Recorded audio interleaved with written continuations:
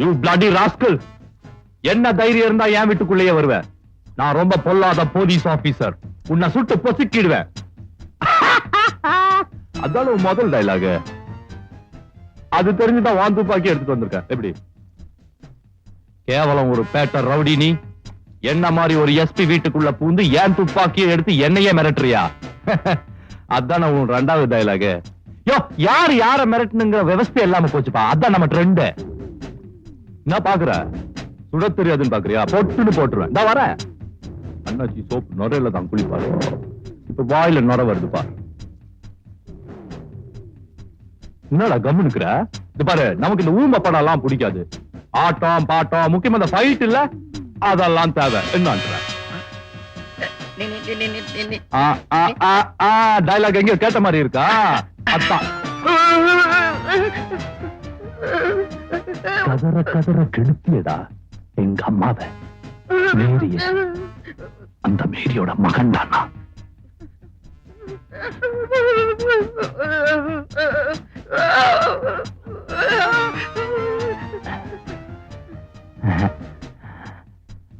உன்னை இப்பவே கொல்ல மாட்டேன். நீ எல்லாம் ஒரு மனுஷன். என்னடா அது இங்கிலீஷ் இருக்கா? சாப்பிடலாமா? கை காலாற்ற வேலையில வச்சுக்காத, பொட்டுன்னு போட்டுருவேன்.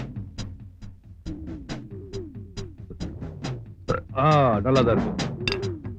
அந்த மேரியோட மகன் என்ன சொன்னா, ஒரு கண்ணத்துல அரைஞ்சா மறு கண்ணத்தை காட்டுன்னா. ஆனா இந்த மேரியோட மகன் பழி வாங்குறதுக்குன்னே பிறந்திருக்கா. என்ன பண்ண சொல்ற?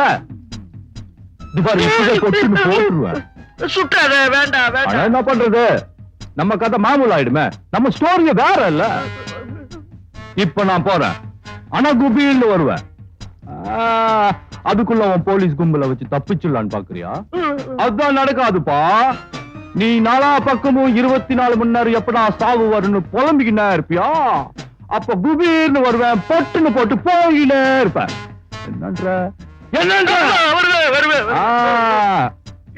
பாட்டில் நீயே வச்சுக்கோ. அடுத்த வாட்டி பாரு, சினிமால வர்ற மாதிரி காலகையில புடிச்சு இழுத்த நுரையோட நுரையாயிடுவாமா.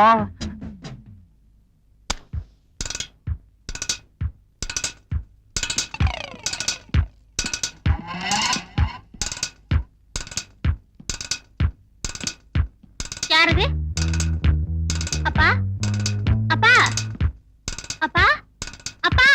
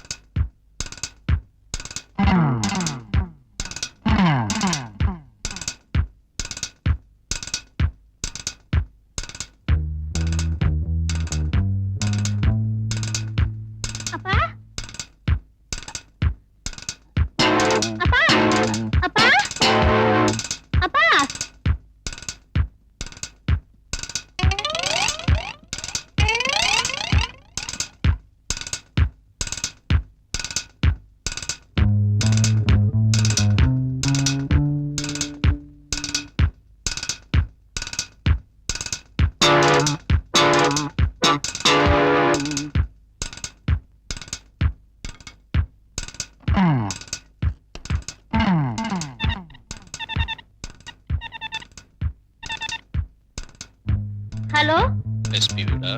ஆமா, எஸ்பி வீடுதா. நான் அவர் மக பேசுறேன். உங்க அப்பானால பாதிக்கப்பட்டவன் பேசுறேன். இன்னைக்கு சாயந்தரத்துக்குள்ள நான் உன்னை கற்பழிக்க போறேன். அப்பா, அப்பா. என்னம்மா? அப்பா, இன்னைக்கு சாயந்தரத்துக்குள்ள என்ன ரேப் பண்ண போறதா யாரோ ஒருத்த மிரட்டுறா. Hello hello hello, idiot. Disconnect ஆயிடுச்சுமா. என்னம்மா பயந்துட்ட? நீ இன்னைக்கு எங்கேயும் வெளியில போக வேணாம். வீட்டை சுத்தி காவல் போட்டுறேன். வீட்லயே இரு. என்ன? அப்பா போயிட்டு சீக்கிரமா வந்துடுறேன். ஓகே? Good girl. அப்பா. என்னம்மா? ஒண்ணுமில்ல.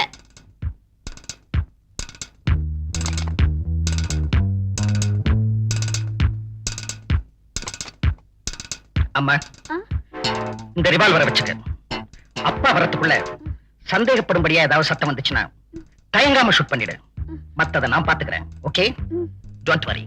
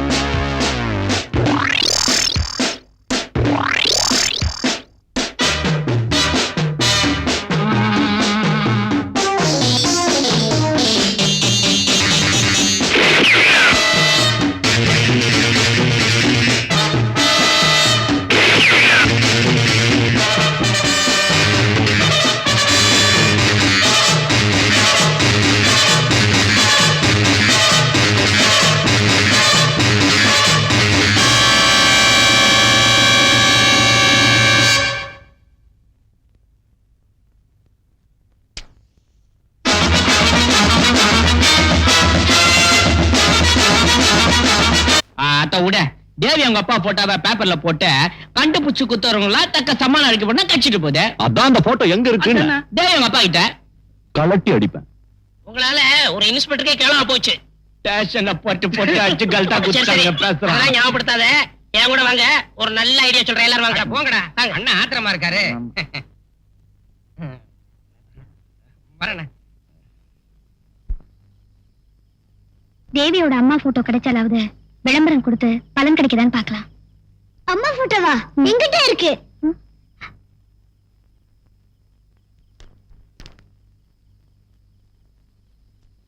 ஏய், அத குடு.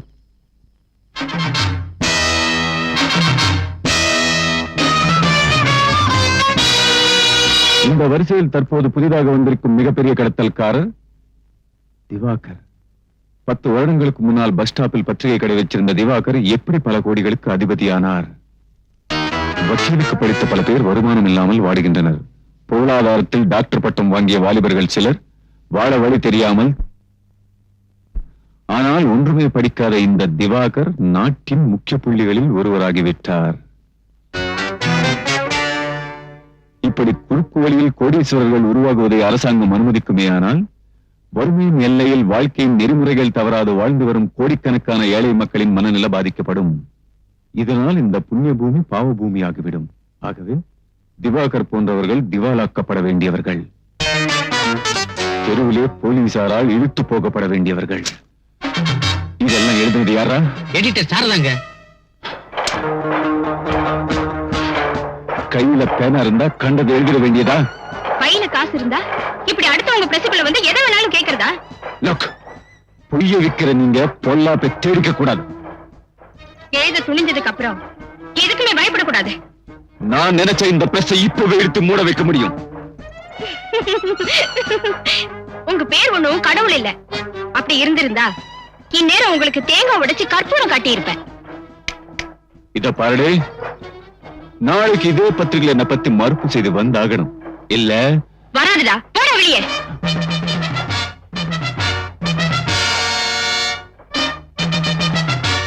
இனிமே நீ உன் எழுத்து விற்க போறதில்ல, உன் உடம்பு விக்கிற நிலைமைய உண்டாக்கி காட்டுறேன் பாருடே.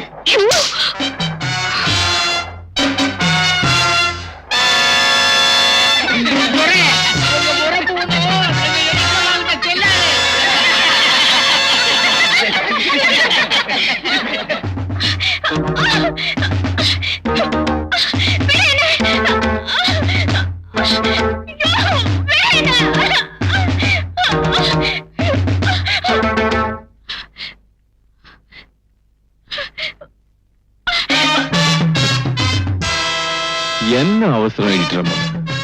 நீங்க இங்க வந்தது எனக்கும் மைக்கேலுக்கு மட்டும்தான் தெரியும், வேற யாருக்கும் தெரியாது. நீங்க என்ன பத்தி பல உண்மைகளை எப்படியோ தெரிஞ்சுக்கிட்டு எழுதிருக்கீங்க. அதனால எனக்கு ஊர்ல ரொம்ப கெட்ட பேர் உண்டாயிடுச்சு.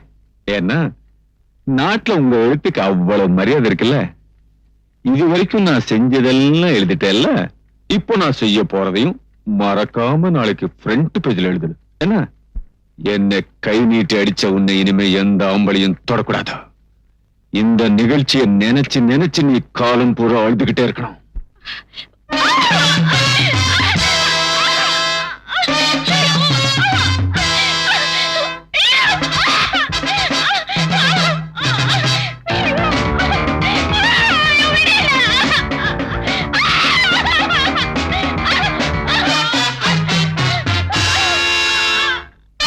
ஆண்டவனை பார்க்கணும், அவனுக்கும் ஊத்தணும், அப்ப நான் கேள்வி கேட்கணும். சர்வேசா, தலையெழுத்து என்ன மொழியடா? ஏய் தோர, இப்ப எங்க உனக்கு காது கேட்க போகுது? நான் போட்டுமா விட்டுக்க.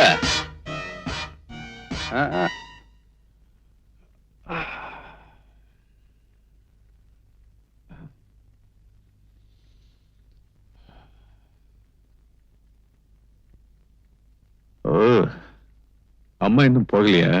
நீ என்னை எச்சில் படுத்திட்ட, அதனால என் எழுத்துக்கும் முற்றுப்புள்ளி வச்சிடலான்னு நினைக்காத. எந்த எழுத்துக்காக என்ன பழி வாங்கினியோ அதே எழுத்த வச்சு உன்னை என் காலடியில விழ வைக்கல, என் பேரு சாரதா இல்ல. மைக்கேல்!